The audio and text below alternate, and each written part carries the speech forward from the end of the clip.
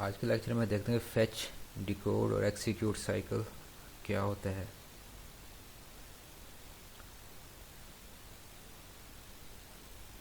Memory के अंदर मुख्तलिफ तरह की इंस्ट्रक्शंस मौजूद होती हैं। वो सीपीयू के पास आती हैं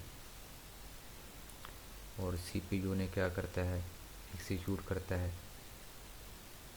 ये काम मुख्तलिफ प्रोसेस के ज़रिए होता है, मुख्तलिफ मरहलों में होता है, जिसे फैच, डिकोड, एक्सिक्यूट साइकिल कहा जाता है। पहले मरला कौन सा है? Fetch instruction. कि ये आपका सीपीयू है, इंस्ट्रक्शन इसके पास आएगी। कहाँ से आएगी? मेमोरी के अंदर से, जो आपके रैम है उसके अंदर इंस्ट्रक्शन मौजूद होंगी। तो सीपीयू क्या करेगा? इंस्ट्रक्शन उठा के लाएगा मेमोरी से। तो इस मरहले को कहा जाता है फैच इंस्ट्रक्शन। कि इंस्ट्रक्शन उठा के लाई गई है सीपीयू में। तो जो इंस्ट्रक्शन उठा के लाई जाएगी सीपीयू में, तो सीपीयू के अंदर वो रजिस्टर के अंदर स्टोर होगी, जिसे इंस्ट्रक्शन रजिस्टर कहा जाता है। यानी जो फैच इंस्ट्रक्शन होगी वो इंस्ट्रक्शन रजिस्टर के अंदर स्टोर होगी। उसके बाद सेकंड जो साइकिल का स्टेप है वो क्या है? Decode instruction. इंस्ट्रक्शन तो आ गई है फैच होके, उसको फिर क्या किया जाएगा? डिकोड किया जाएगा। डिकोड करने का क्या मतलब है कि उस इंस्ट्रक्शन को अब रीड करना है कि उसके अंदर क्या लिखा हुआ है, कि कौन सा ऑपरेशन परफॉर्म करना है, यानी कि ओपी कोड कौन सा इसके अंदर लिखा हुआ है, और जो ऑपरेंड के जो एड्रेसेस हैं कि जिन ऑपरेंड के ऊपर जो ऑपरेशन परफॉर्म करना है वो ऑपरेंड्स कहाँ पर मौजूद हैं। तो डिकोड इंस्ट्रक्शन के अंदर ये कुछ होगा।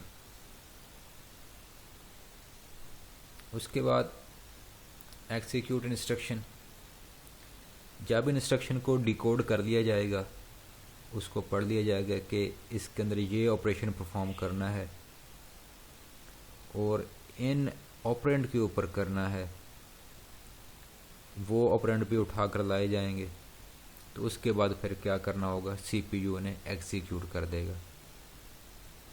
कि फ़र्ज़ करें 2 और 3 को ऐड करना था, डिकोड करने के बाद क्या पता चला कि ऐड करना है, 2 को उठा कर लाया गया है, 3 को उठा कर लाया गया।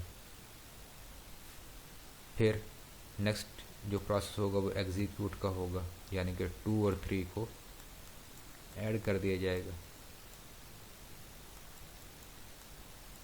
ये इंस्ट्रक्शन क्या होगी? कंप्लीट होगी उसकी एग्जीक्यूशन। फिर उसके बाद नई इंस्ट्रक्शन उठा के लाई जाएगी, फैच की जाएगी, फिर उसे डिकोड किया जाएगा, एग्जीक्यूट किया जाएगा। जब वो कंप्लीट हो जाएगी तो उसके बाद नई इंस्ट्रक्शन फिर उठा कर लाई जाएगी। तो इस तरीके से ये एक साइकिल है फैच, डिकोड, एग्जीक्यूट का।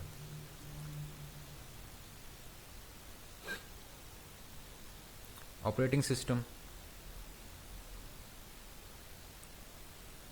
अब एक कंप्यूटर है, बहुत तरह के इसके हार्डवेयर्स हैं।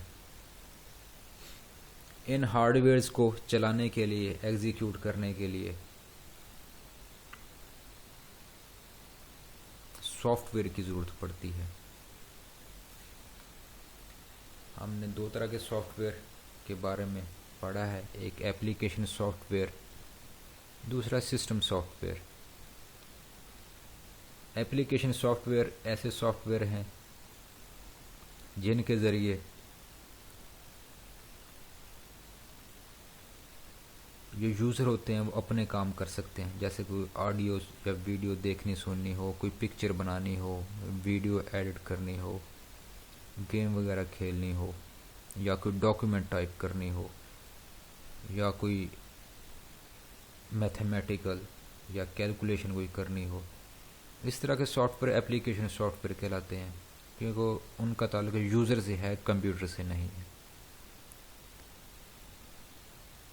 इस तरह दूसरी किस्म का सॉफ्टवेयर है वो सिस्टम सॉफ्टवेयर है। सिस्टम सॉफ्टवेयर जो होते हैं वो कंप्यूटर सिस्टम को चलाने के लिए, जो हार्डवेयर हैं कंप्यूटर के, उनको चलाने के लिए यूज़ होते हैं। तो कंप्यूटर आपका एक हार्डवेयर है, इसको चलाने के लिए जो सॉफ्टवेयर यूज़ होता है उसे सिस्टम सॉफ्टवेयर कहा जाता है। तो ऐसा सिस्टम सॉफ्टवेयर जो कंप्यूटर सिस्टम को चलाने के लिए यूज़ होता है उसे हम कहते हैं ऑपरेटिंग सिस्टम। तो ऑपरेटिंग सिस्टम क्या है? एक सिस्टम सॉफ्टवेयर। तो मुख्तलिफ तरह के आप ऑपरेटिंग सिस्टम यूज़ करते हैं, जैसे कि माइक्रोसॉफ्ट विंडोज़ है, ज़्यादातर ये यूज़ होता है, विंडोज़ 7, विंडोज़ 10, विंडोज़ XP, ये आप अपने कंप्यूटर में इंस्टॉल करते हैं और कंप्यूटर आप चलाते हैं। इसके अलावा और भी ऑपरेटिंग सिस्टम है, लिनक्स है, यूनिक्स है, मैक ऑपरेटिंग सिस्टम है, सोलारिस है। तो सारे के सारे आपके ऑपरेटिंग सिस्टम हैं जो कि कंप्यूटर सिस्टम को चलाने के लिए यूज़ होते हैं। जैसे कि ये आपका कंप्यूटर हो गया, ये ऑपरेटिंग सिस्टम, और ये यूज़र, यानी कि यूज़र का जो राब्ता होगा कंप्यूटर के साथ वो ऑपरेटिंग सिस्टम के ज़रिए होगा। अगर ऑपरेटिंग सिस्टम नहीं है तो आप कंप्यूटर को नहीं चला सकते। तो ये आपको जो ऑपरेटिंग सिस्टम में एक राब्ता मुहैया करता है कि आप कंप्यूटर को यूज़ कर सकें।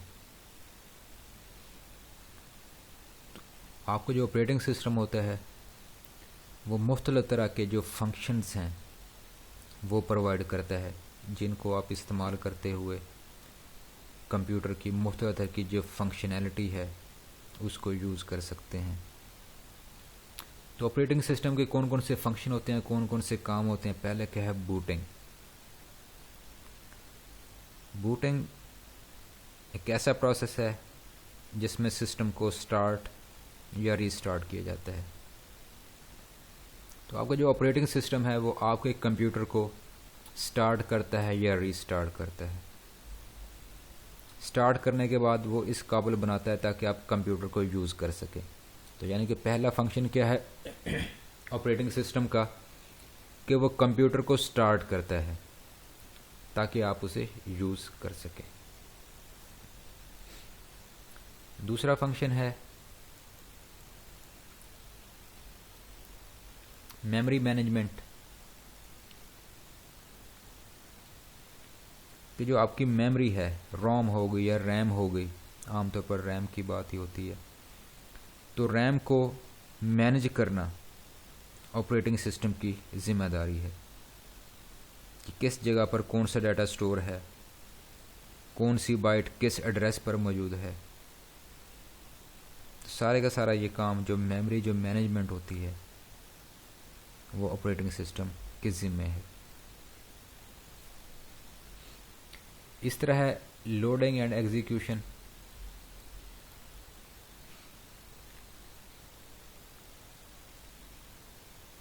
एक कंप्यूटर के अंदर मुख्तलिफ तरह के प्रोग्राम एक ही वक्त में चल रहे होते हैं। कोई एक प्रोग्राम कंप्यूटर के अंदर नहीं चल रहा होता, बल्कि मल्टीपल, एक से ज़्यादा प्रोग्राम आप कंप्यूटर के अंदर चला सकते हैं। तो उन प्रोग्राम को लोड करना और उन्हें एग्जीक्यूट करना और उन्हें चलाना ऑपरेटिंग सिस्टम की जिम्मेदारी है। जो भी प्रोग्राम चलाना है वो सबसे पहले लोड किया जाएगा मेमोरी के अंदर, फिर उसको उठा के सीपीयू के पास ले जाया जाएगा, सीपीयू से क्या करेगा? एग्जीक्यूट करेगा।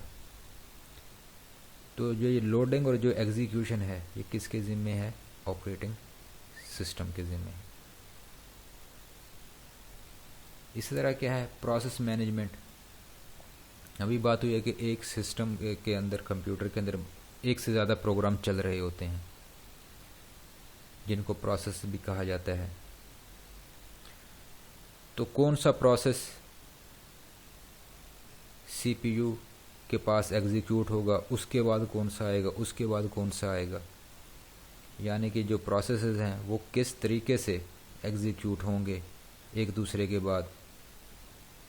तो इस तरतीब को संभालना भी ऑपरेटिंग सिस्टम की जिम्मेदारी है। उसके बाद डिवाइस कंट्रोलिंग है।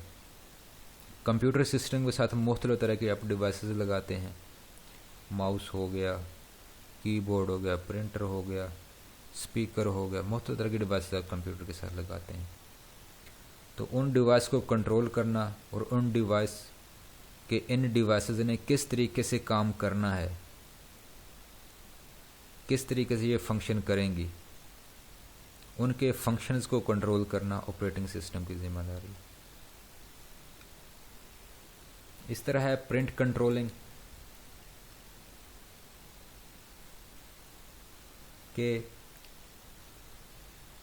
जो भी आप प्रिंट करते हैं, कुछ छापते हैं कोई पेज के ऊपर मुख्तलिफ डॉक्यूमेंट्स को, तो प्रिंट को कंट्रोल करना, प्रिंटिंग के फंक्शन को कंट्रोल करना, ये भी ऑपरेटिंग सिस्टम की रिस्पॉन्सिबिलिटी है। तो फ़र्ज़ करें आप 2 फाइलों को प्रिंट करते हैं, जब प्रिंट निकल कर आते हैं तो आप देख सकते हैं कि पहली फ़ाइल के जो जितने भी पेज थे वो अलहदा प्रिंट होंगे और दूसरी फ़ाइल के जो पेज थे वो अलहदा प्रिंट होंगे। ये नहीं होगा कि आपस में पेज मिक्स हो जाएं, ऐसा बिल्कुल भी नहीं होता। तो ऑपरेटिंग सिस्टम इसी को क्या करता है, कंट्रोल करता है। लास्ट में है प्रोवाइडिंग इंटरफेस, कि ऑपरेटिंग सिस्टम एक इंटरफेस मुहैया करता है, एक राब्ते का जरिया मुहैया करता है कि आप कंप्यूटर को यूज़ कर सकें। इस सामने आपको जो भी चीज़ नज़र आ रही है ये एक इंटरफेस है। अगर ये स्क्रीन के ऊपर कुछ भी नज़र नहीं आ रहा तो आप कंप्यूटर को भी यूज़ नहीं कर सकते। तो ये एक इंटरफेस है, ये एक राब्ते का ज़रिया है जो कि ऑपरेटिंग सिस्टम आपको दे रहा है। अगर ये इंटरफेस मौजूद है तो आप कंप्यूटर सिस्टम को यूज़ कर सकते हैं, नहीं तो नहीं कर सकते। तो इंटरफेस 2 तरह के होते हैं, GUI graphical interface. Graphical interface एक आपको विजुअल इन्वायरमेंट प्रोवाइड करता है जिसमें आपके पास मुख्तलिफ तरह के आइकॉन्स होते हैं और माउस पॉइंटर हो गया, मेन्यू आपके आगे। तो इन चीज़ों को आप यूज़ करते हुए आसानी से कंप्यूटर के साथ रब्ता कायम कर सकते हैं। इसमें फोल्डर होते हैं, फाइलें होती हैं, उनकी पिक्चर्स होती हैं, उनके आइकॉन्स जिन्हें कहा जाता है, उनको यूज़ करते हुए आप आसानी से कंप्यूटर सिस्टम के साथ रब्ता कायम कर सकते हैं। जैसे कि स्क्रीन के ऊपर आपको ये मुख्तलिफ पिक्चर है, ये आपके पास आइकॉन्स हैं, मेन्यूज़ हैं, माउस पॉइंटर है। तो इन चीज़ों को यूज़ करते हुए आप आसानी से कंप्यूटर सिस्टम के साथ रब्ता कायम कर सकते हैं। तो ये आपका जो इंटरफेस कहलाता है वो GUI कहलाता है। इस तरह का दूसरा इंटरफेस होता है वो CLI होता है, command line interface. Command line interface में ऐसा आपको कुछ भी नज़र नहीं आएगा जो आपको ये विजुअल इन्वायरमेंट जो मिल रही है। इसमें आप कंप्यूटर के साथ उसी सूरत में रब्ता कायम कर सकते हैं जब आपको कमांड्स आती होंगी। अगर आपको कमांड्स आती हैं तो उनको आप टाइप करते हुए कंप्यूटर के साथ रब्ता कायम कर सकते हैं। अगर आपको कमांड्स नहीं आती तो आप कंप्यूटर के साथ भी रब्ता कायम नहीं कर सकते। ये जो आपको ब्लैक सा नज़र आ रहा है ये आपका कमांड लाइन इंटरफेस है। इसमें ऐसा कुछ भी नहीं है, आपको माउस नज़र नहीं आ रहा, कुछ भी नज़र नहीं आ रहा, ना कोई फोल्डर फाइल कुछ भी, ना कोई आइकॉन मेन्यू कुछ भी नहीं है। इसमें आप उसी सूरत में रब्ता कायम कर सकते हैं कंप्यूटर के साथ जब आपको कमांड्स आती हों। जैसे मैं कुछ कमांड अगर टाइप करता हूँ